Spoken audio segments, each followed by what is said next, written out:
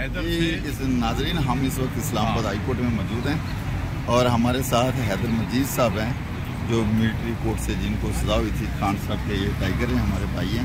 تو آج ادھر آئے ان سے پوچھتے ہیں جی کیا جی سچویشن آپ کے دو سال آپ کو جی 2 سال گزارے ہیں 2 سال میں نے ملٹری قید گزارے جی جی تو مجاہد ہے ہمارا مجاہد. کوئی جی اللہ کا شکر ہے جی بس ٹائم گزر گیا جیسا بھی تھا اور اب واپس آئے ہیں تو واپس پھر وہی ایکٹیویٹی دوبارہ شروع کر دی ہے. جہاں سے چھوڑ کے گئے تھے وہیں سارا کچھ شروع کر دیا. اللہ تعالیٰ ہمت دے جی اور اتنا شکر ادا کر سکیں جتنا کام ہے. وہاں پہ اندر کے کچھ ان کا سلوک اور رویہ جو ہے وہ اچھا تھا وہ بھی میں نے کیا ہوا ہے کافی بتایا سب کو. انہوں نے تو غیر انسانی رویہ تھا ان کا اور وہ تو اپنے بدلے لے رہے تھے. نہیں وہ بے شک آپ نہ بتاتے تو ہمیں تو سمجھ آتی ہے.